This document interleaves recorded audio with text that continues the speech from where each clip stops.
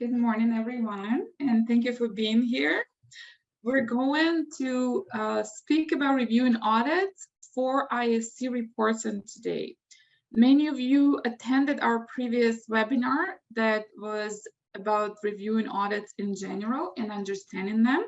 So today's webinar is more focused on what ISC are looking for in your audit. And I'm actually really excited because we're going to review a juicy audit, like things that are happening in there.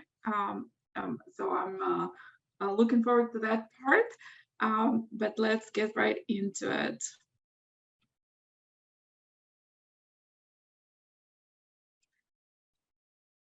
Okay.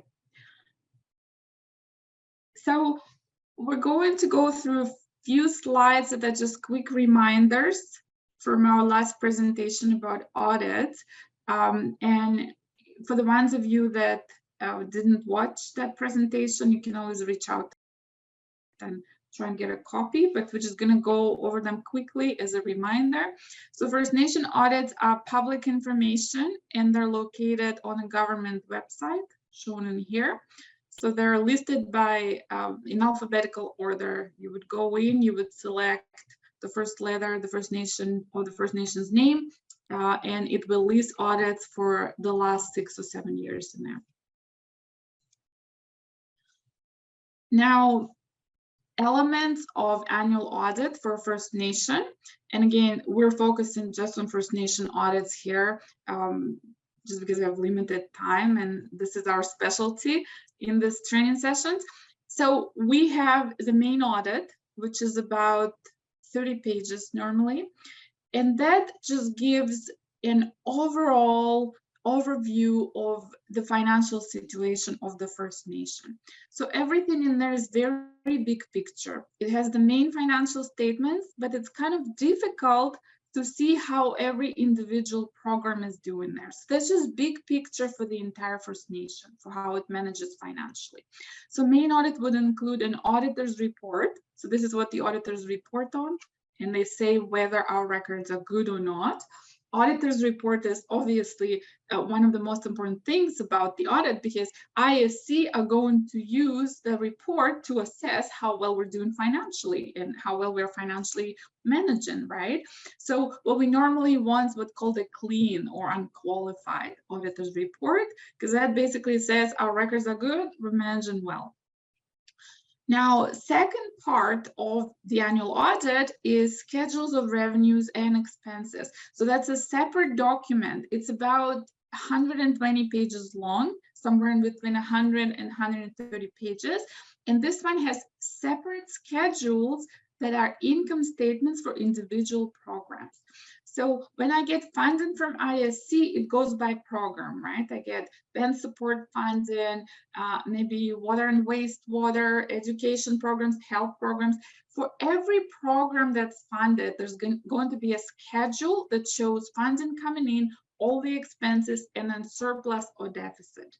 Now that the schedules, that part of the audit is sometimes even more important than your main audit.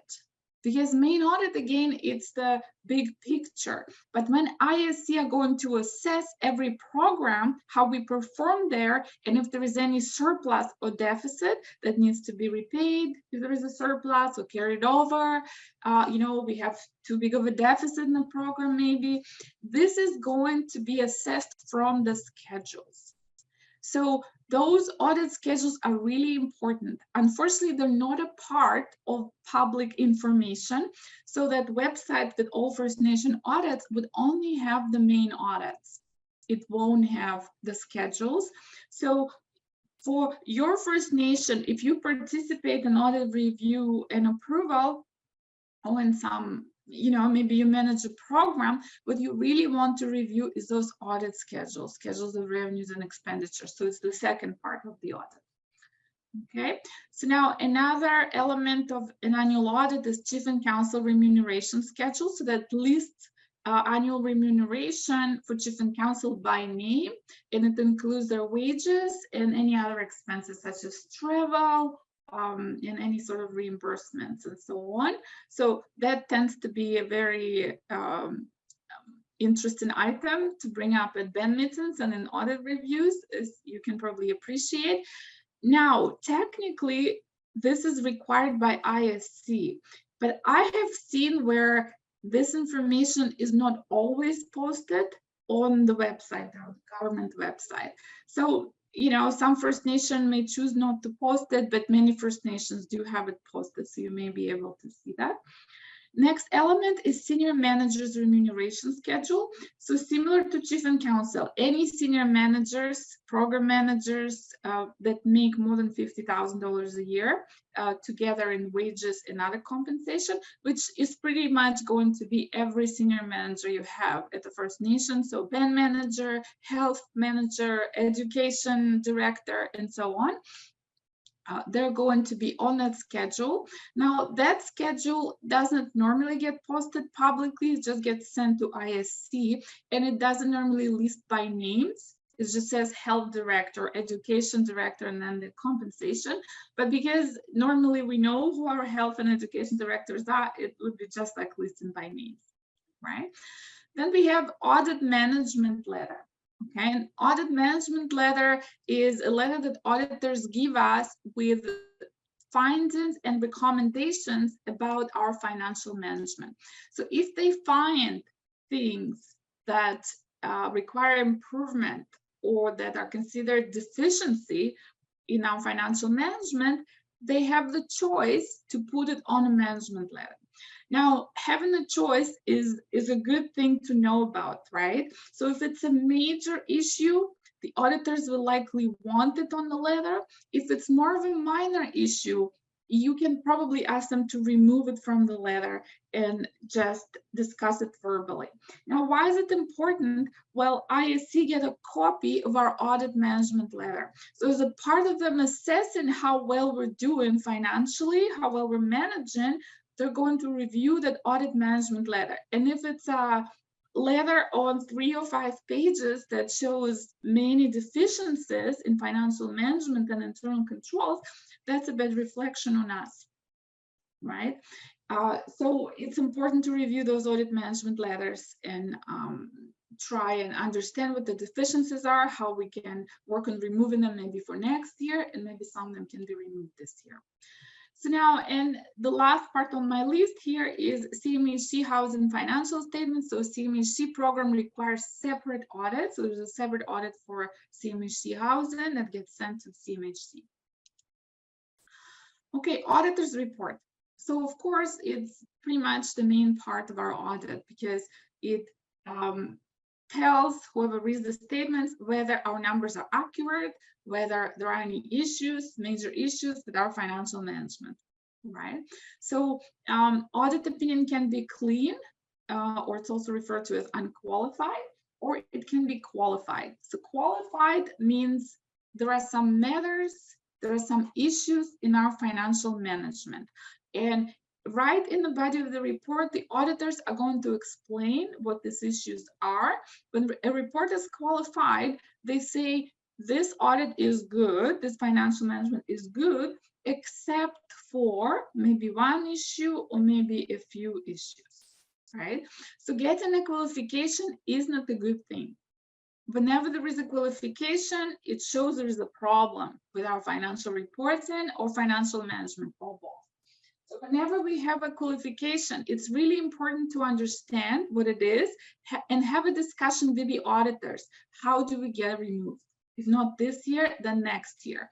When ISC assess our financial management and reporting capability, first thing they're going to look at is our audit clean? Is our audit opinion clean? Right? Now, some of these qualifications may not be that important. They may be minor and they may not concern ISC because maybe they're related to own source revenue, not ISC funded. So that could be okay. But if you see a few qualifications and are pretty major, that's not a good sign. Okay, now in rare instances, there is an adverse or negative opinion or a disclaimer or denial of opinion. So an adverse opinion is when our records are completely incorrect. So nothing could be done to save that audit from, you know, a bad audit opinion. in that case, it's very likely that we'll go into significant intervention, likely third-party management. It doesn't happen very often. We have to be very earth-shattering for the audit opinion to be adverse. There is also a disclaimer or denial of opinion, and this is when the auditors aren't able to conduct the audit to a significant extent. So what can happen is, one example is for one of my First Nations, the band office burned.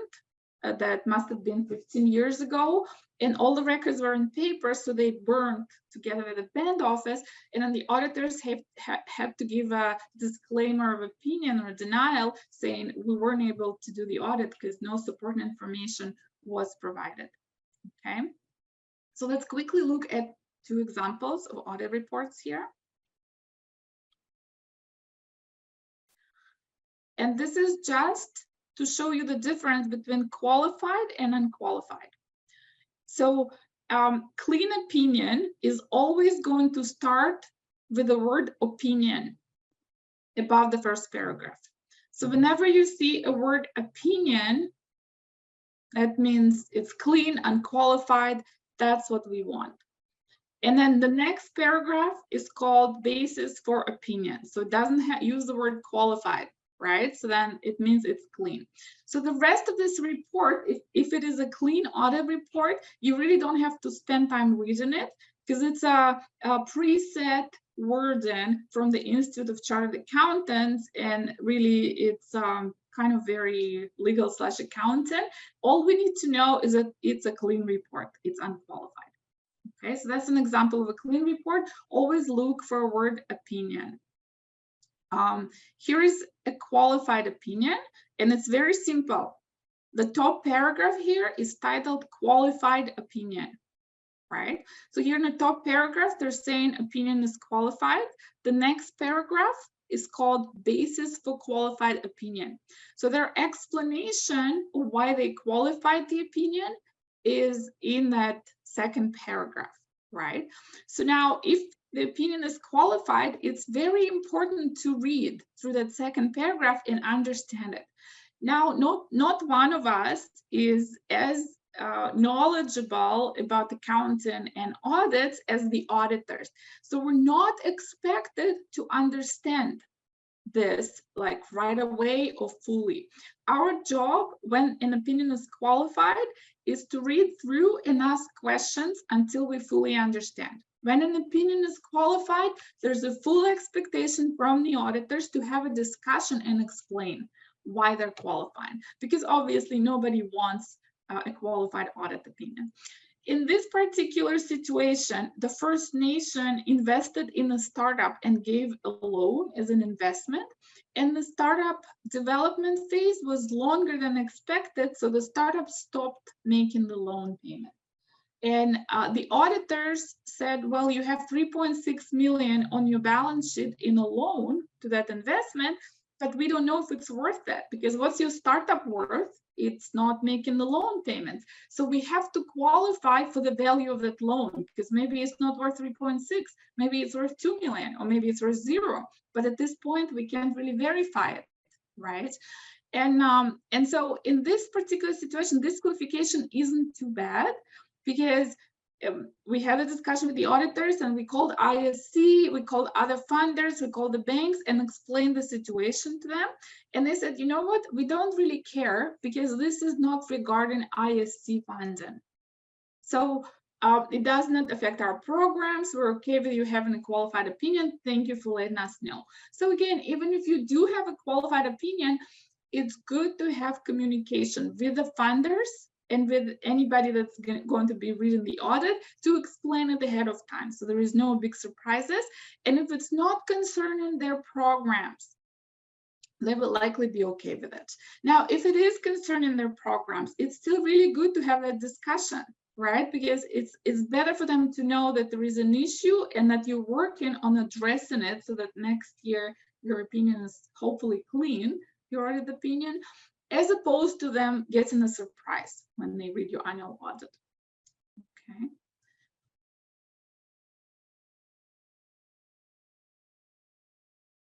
Go back to our presentation here. Okay, financial statements included in the main audit. There is your balance sheet and income statement, which are referred to statement of financial position and statement of operations, right? Balance sheet is our statement of net worth, which is assets, debt, and the difference between the two, our accumulated surplus. Income statement or statement of operations is our funding coming in minus all the expenses and then the surplus or deficit. It also includes cash flow statement, which shows if the organization was cash flow negative or positive. That cash flow statement is normally an accounting exercise. It's not very useful for most of us. And so is the last statement, which is the statement of net debt. The main audit also includes notes and schedules. So those notes and schedules provide additional information about numbers, some numbers that are included on our financial statements. And so this notes and schedules can be very useful. Okay.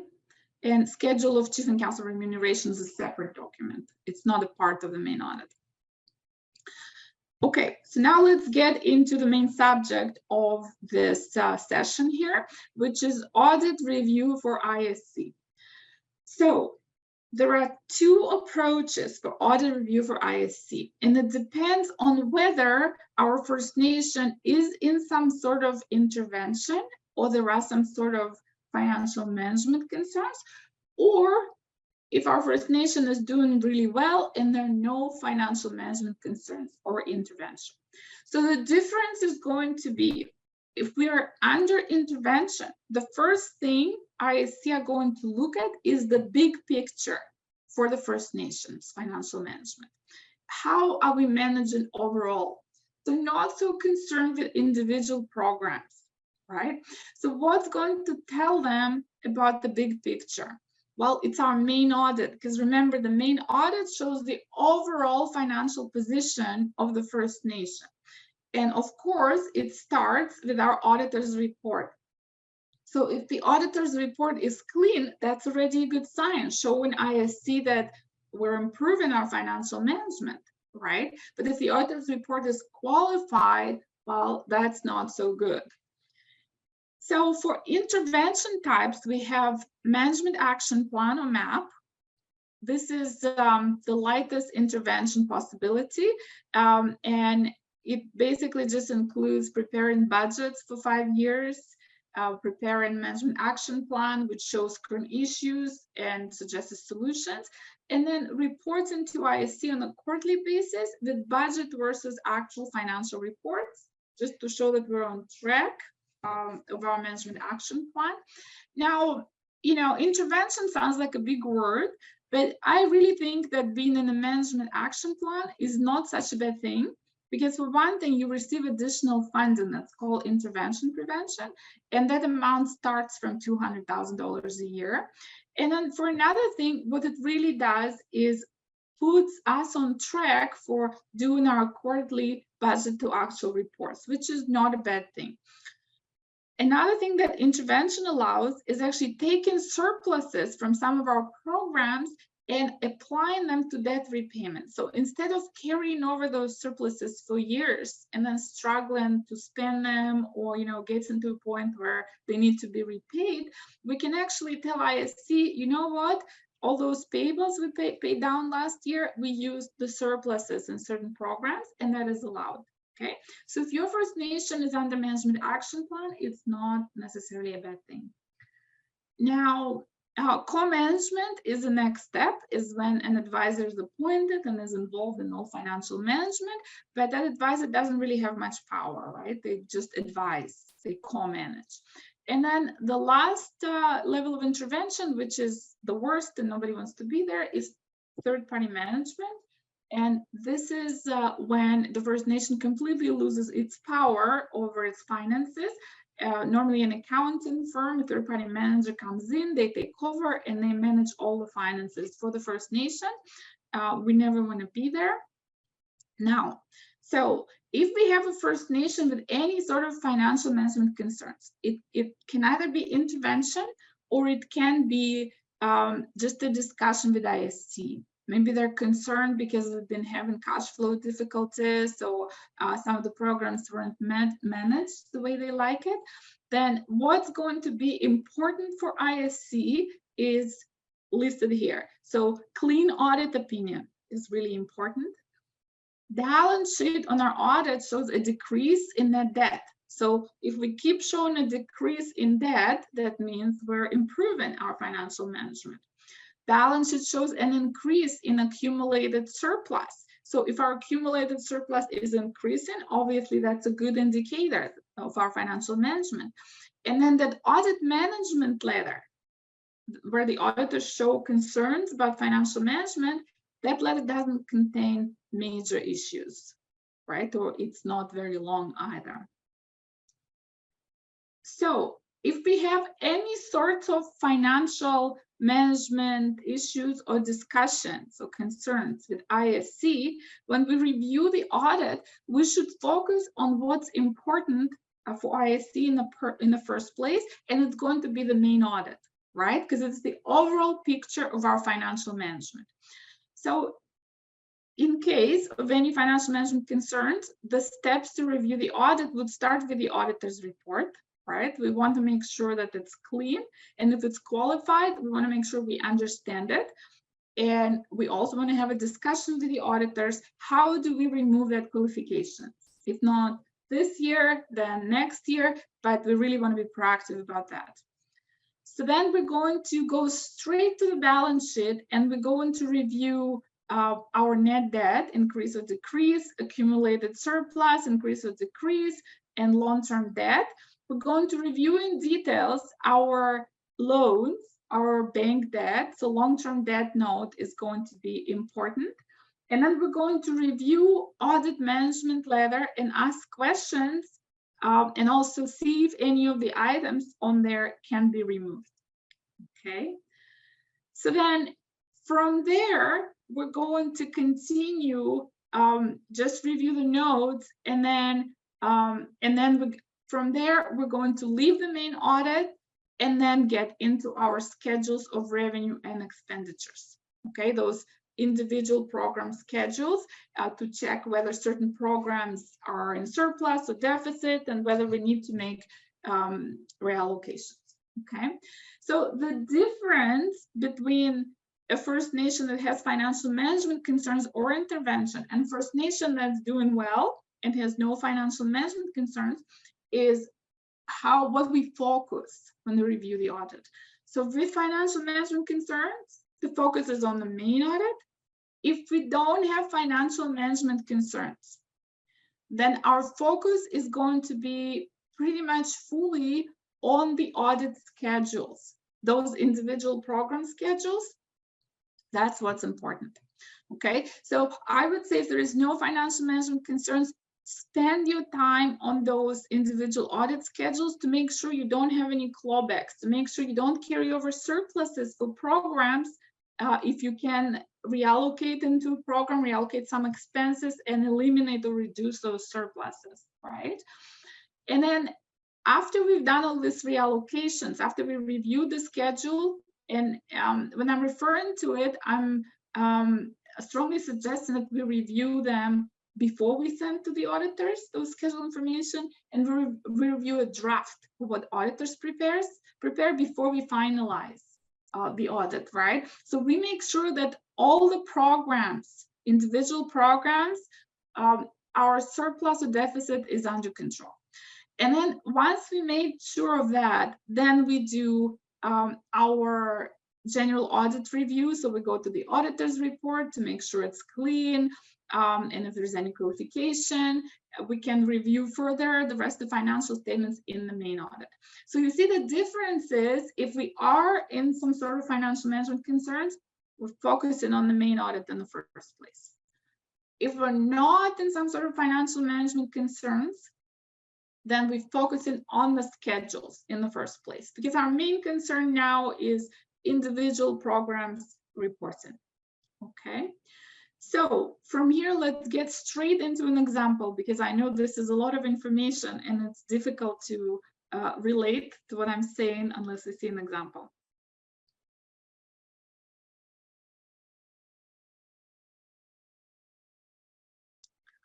Okay, so this is an example of the main audit. It is an actual community audit, which I downloaded of ISC website, and just remove the names, even though it's public information, but it's a juicy audit, so I didn't want to make it too juicy with the name showing in there. Okay, so we have the main audit. Again, you'll see here it's 32 pages, so somewhere around the 30 pages. Every audit for First Nation will start with a sign off by Chief and Counsel for management responsibility for the audit. That's very common. And then we get into the audit report. So remember, audit report, really important, right?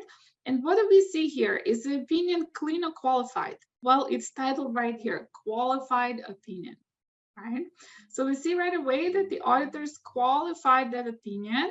And now we want to know why they qualified it. So let's look at what is in the basis for qualified opinion, where they explain it.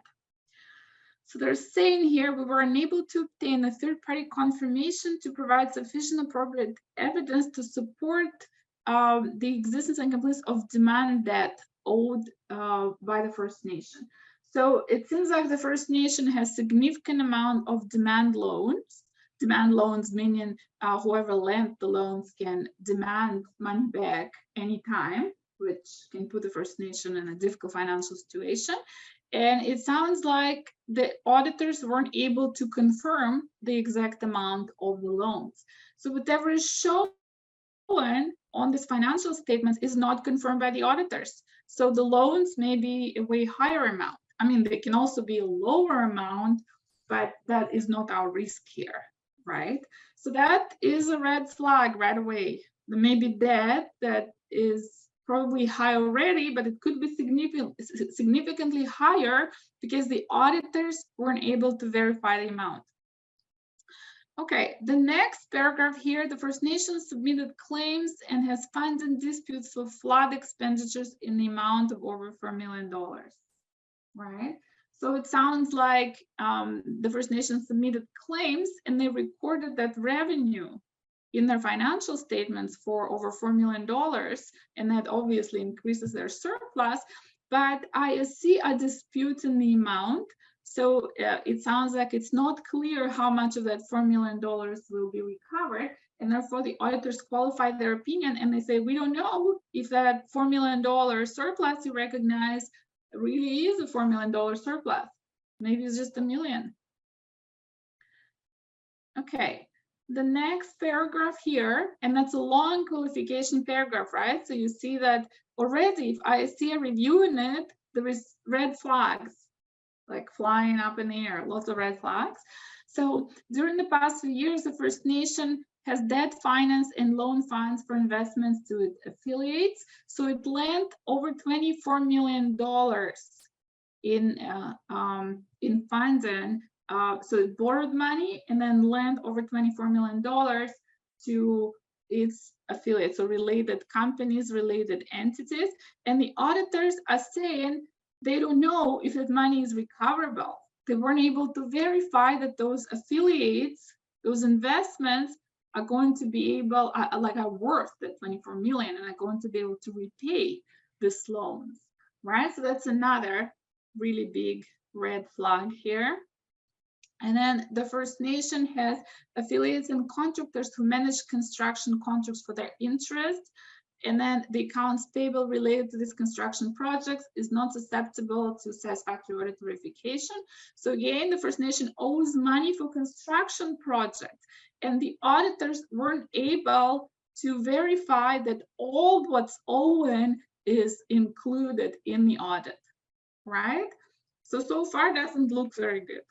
Right. So if ISC has written this auditor's report 10 years ago, this First Nation is going into the next level of intervention right away.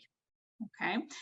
They're very reluctant to put First Nations into intervention since about 5 years ago because the overall relationship and tone has changed with ISC, but this is pretty powerful here. Like, I don't know how this First Nation would be able to stay away from the next level of intervention, okay?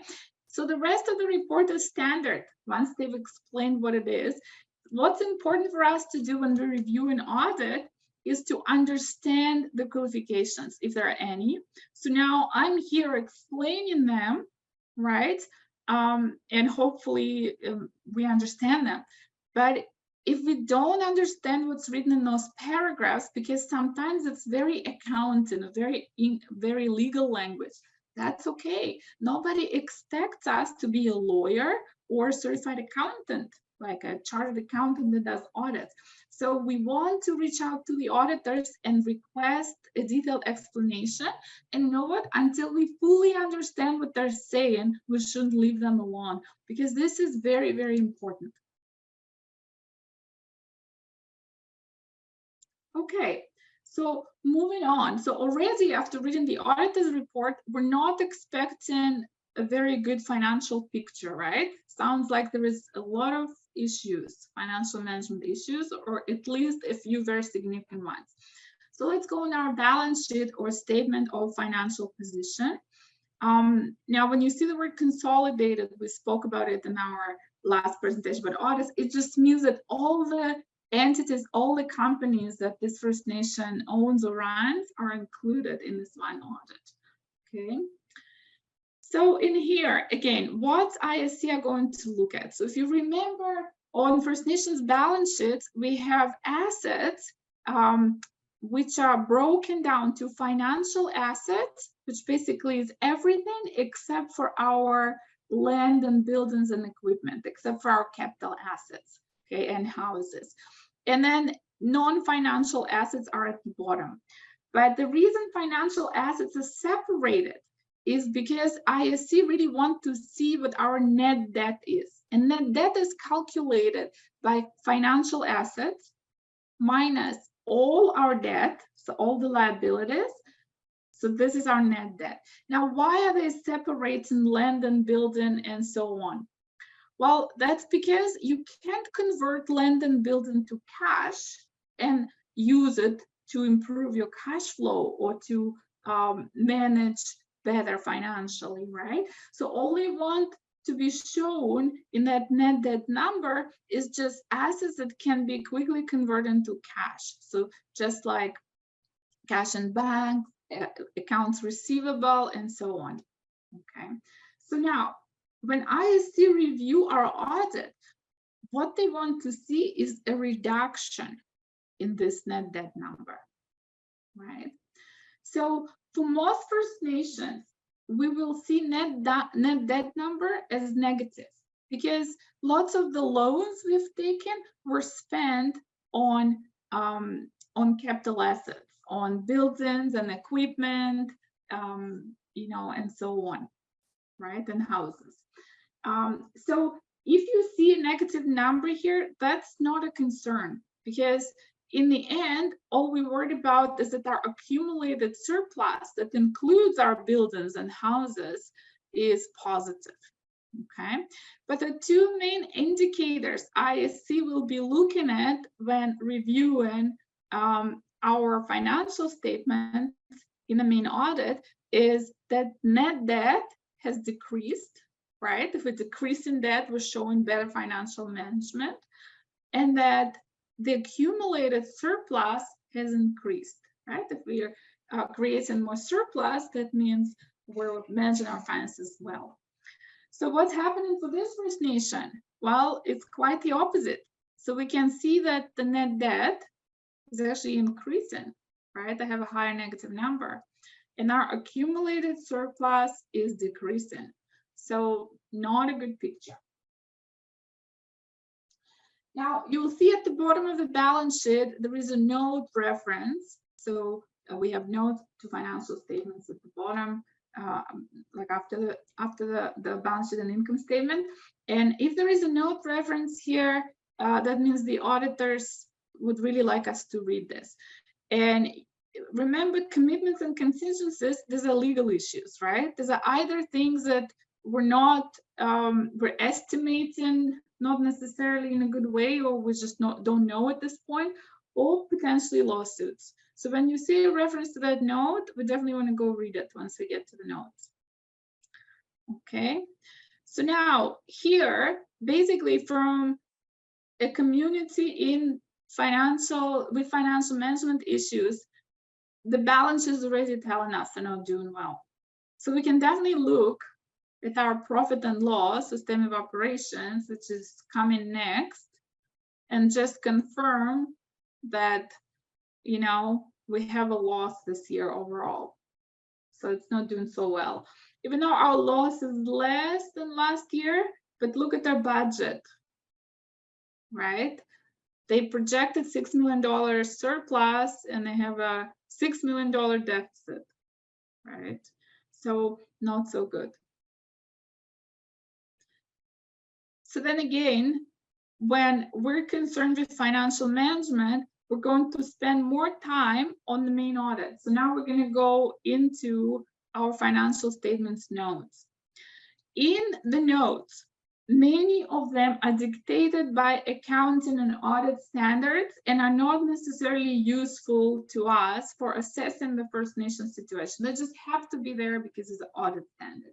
So if we see a note that looks like nothing specific, but rather accountant blurb, we can just leave it alone. We don't have to read it, okay? So normally note 1 would be your significant accounting policies, and we can just easily skip it, with the exception of, there is normally a basis of consolidation. So remember how we said consolidated financial statements include all the entities that this First Nation operates. So basis of consolidation is going to list all the entities that are included in this audit. So if we're not familiar with the First Nation and we want to know what they operate, and we want to know what's included in the audit, this is where we look. Okay, so then I keep skipping the significant accounting policies, unless you really like accounting standards. It's probably not really useful for you. Okay, now look at this note here. Going concern uncertainty. So normally this note would be referenced at the top at our balance sheet. I don't know why the auditors did not, because this is a major audit concern, right? A going concern is used for viability. When we say something is a going concern, it means it's a viable operation, viable business. When we say there is a going concern uncertainty or going concern issue, this means this entity may be in financial troubles. It may be going out of business, so to say, which is probably not the right term for First Nation. In First Nation world, that means it's probably going into third-party management or at least some stronger level of intervention. So if you see something like this, going concern uncertainty, we definitely want to read it and see what this is about. So the First Nation has financed significant investments in other operating costs for its affiliates in the past several years. As of the date of the audit, the First Nations demand debt related to these investments total $136 million. All right, so there is $136 million in debt, and their interest right now is almost at 14%. Actually, it was at 14% as of March 31st, 2021. Interest rates have increased substantially, so I bet right now they're somewhere at 17 or 18%. On $136 million. So you can see that their interest payment on that alone can be around 40 million a year, right? Which is not a good indication. And so the auditors are saying, you know what, we have a concern about the viability of this organization. Again, when this goes to ISC, I'd be very surprised to see if there is no at least discussion about the next level of intervention. So we keep reading the rest, and whatever doesn't really speak to us, those are either ISC notes or financial accounting notes. There is a list of accounts receivable due from government organization. There's long-term investments. So if we want to know what they invested in, it's going to be in here. Those are the famous demand loans. right? So remember, those demand loans have very high interest rates, and the auditors also qualified for them, saying they don't even know if this whole amount is complete because maybe they owe more, which is obviously a big concern. Accounts payable listed in a different note. Gets in employee future benefits. Again, it doesn't ring anything to us. That's fine. We just move on because this is just accounting language. There is a note on unexpended funding. So whatever they're carrying forward, that could be of interest. So they're carrying forward $11 million of funding. Now notice that in previous year it was 8 million. And then this year it's 11 million. So something's going on. Maybe this funding was spent on other activities, and now they don't really have the money to catch up and spend those accumulated surpluses. So it lists details. Again, if this is meaningful to us, we'll read through it. Here's the long-term debt note that we want to pay attention to. That's the one that lists all the loans, right? And all their terms, all their monthly repayments and interest rates. So we see that really the long-term debt for them is not very significant compared to those demand loans, and they all seem like vehicle loans, maybe some mortgages. There is $10 million in long-term debt, and in demand loans there was 136 million, right? So my main concern here financially is those demand loans, but long-term debt information is here. Tangible capital assets, just an accounting term for our land, building, and equipment, right? So we can, if we want to know any information about that, that's going to be in this loan. Some more accounting loans, accounting notes here that, again, if they don't look meaningful to us, they likely aren't. They're likely just for ISC or accounting purposes. And then commitments and contingencies. So remember that note was referenced on the balance sheet. So we really want to read and pay attention to it because those are potential lawsuits. And here you can see that the First Nation has guaranteed some on-reserve mortgages and guaranteed some loans for related companies. And then right at the bottom here, the First Nation has been named in a countersuit with a former advisor for contingency and other billings. So they're being sued. They're being sued by their former advisor, and the legal counsel has advised that it is unlikely that the countersuit will be successful.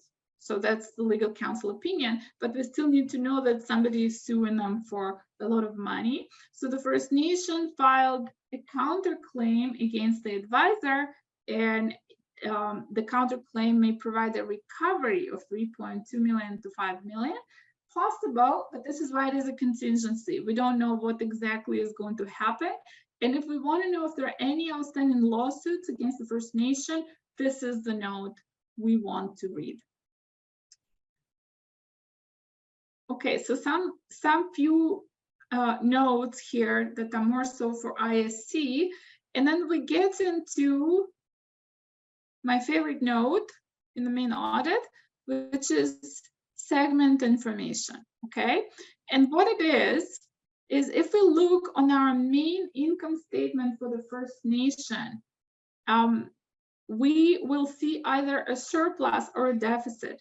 And in many cases, we will see a significant surplus, a significant profit for the First Nation overall. Now, that profit may be created by programs that can only be used for the specific program. So for instance, if we have a building that we receive funding for, and we have a surplus in there that we haven't spent yet, well, that can only be used for that capital project. It doesn't mean that we have a profit that can be spent on overall financial management of the First Nation, right? So based on the main income statement here, we just see the total revenue minus all the expenses and the overall surplus or deficit, but we can't tell whether the surplus or deficit belongs to a certain program and can only be spent on that program. So this last note here, the segment information note, that's a summary of surplus or deficit by area of activity, by like a blanket program. So instead of in the schedules of revenues and expenditures, we have income statement by each individual funding stream, by each individual program. Here it's going to be a summary. Okay, and in here, when we review that summary, we can kind of identify what is happening with our surplus or deficit. So let's review this one. Our total overall deficit for 2021 is shown on the main income statement as 5.7 million, right? Almost 6 million. And let's see what it consists of. So I can see that public works here has a surplus of 2.2 million. Now, public works would normally include your capital projects. So I don't know much about this First Nation in particular. I don't work with them, kind of fortunately looking at their audit. But if this is a surplus from a capital project or a number of them, this means my actual deficit is actually not 6 million. It's higher by this amount, because guess what? This $2 million in public works, I can only spend on the specific capital projects. It's not helping me with managing my First Nations programs and activities, right? So now social development has a surplus of $3.1 million. So again, I don't know what they're referring here to, but say it's social assistance, income assistance.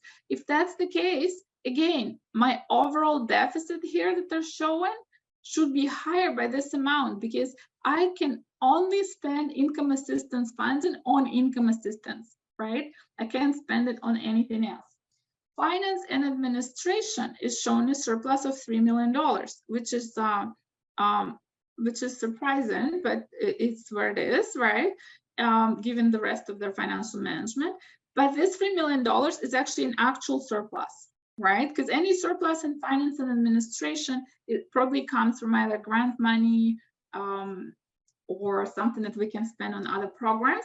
Again, when you review this, this is a big picture review. You may want to ask those questions like, so is this surplus, can it be spent on anything we need, or can it only be spent on this particular program, right? And then if it can only be spent on this particular program, it's not a real surplus, right? It's just, we're showing it there, but it has to be spent only on building a school or nursing station or whatever we're doing, right? Health services showing a surplus of $1.2 million. Well, guess what? Health surpluses can strictly be spent on health programs. So we can carry it forward to next year, can't be spent on helping this band out of its dire financial situation with debt. Education, deficit of $17 million. So this is where I would want to review individual schedules and see how did we create such a huge deficit in education. Training and development, $355,000 surplus, again, can only be spent on training and development. Housing has a surplus of $1.5 million. Again, very surprising, but it could be that they charge rent from their members. And I would be asking what the surplus is created from, and can it be spent on anything else? Gaming is pretty much break even. Own source development has a deficit of almost $500,000. So you see how this note kind of gives us big picture of how well or not so well different programs overall do at the First Nation. So when we read something like this, well, first thing we want to notice in here is what are the major numbers that jump at us? And for me, it's education deficit of $17 million. So when I review this, I want to know what this is about, and can it be recovered somehow? Is more funding coming, right? And then I also want to know all the surpluses in other programs, how much of that is available for my debt repayment versus versus having to stay in that particular area and be spent on that program. Okay, so that's about it for the main audit. They do have some more information here that can be meaningful or not. So let's, so basically with the main audit, you really want to focus on the auditor's report. You want to focus on your net debt and accumulated surplus on the balance sheet to make sure that there is reduction in the net debt and increase in the accumulated surplus.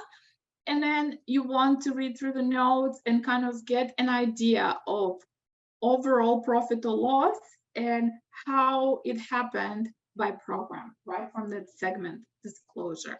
Don't forget your contingent liabilities and going concern notes. If they're there, read through them. Are there any legal issues? Is there any concern with the ability to operate for the organization? Okay, now from there, I just want to show an example of the schedules, which is the second part of an audit review. So remember, if you are working for First Nation or reviewing audit for a First Nation that has no financial management concerns, then this is where you're going to start. So you'll see here, it is many pages, over 100 pages, a lot of schedules, okay? And then you'll see that here, it shows our funding, expenses, and deficit or surplus by program, right? So here, pen employee benefits, you see there is a tiny deficit, right? Ben support funding, shown a small surplus, and Ben support funding, again, this is where our knowledge of funding streams is helpful. So Ben support funding is a grant fund. So if we have a surplus in here, we get to keep it. We don't have to repay it, so this is fine. Indian registry, break even, everything is spent. And that's what ISC want to see, right? So on those schedules, we want to see either a break even or a small deficit. If we have any sort of a surplus, review for reallocations. Are there expenses that were coded to other programs that can be justified as used by this program? Can they be reallocated in here to create either a break even or a minor deficit? Because this is what we strive for. Anytime we carry forward the surplus, even if we can carry it forward and we don't have to repay it, we still have to worry about it in future years. It's still going to show up as, okay, we have to spend more here to spend previous year's surpluses.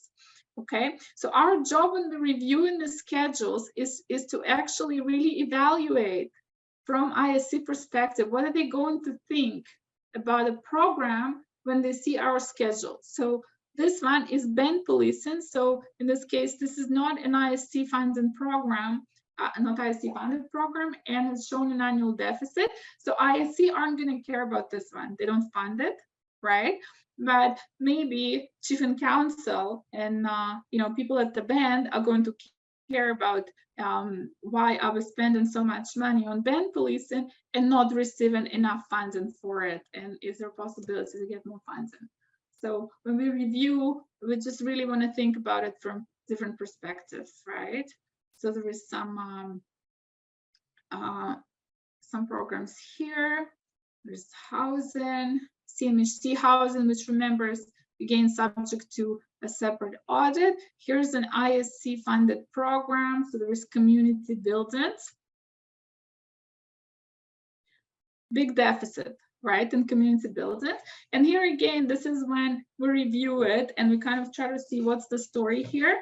Well, the story here is community buildings are pretty old and the funding we receive from ISC isn't high enough to pay for all the expenses for community buildings. So showing a deficit in a program that clearly is underfunded and there is significant issues with the buildings is not a bad thing, because it creates a discussion with ISC to say, look, maybe we need more funding here.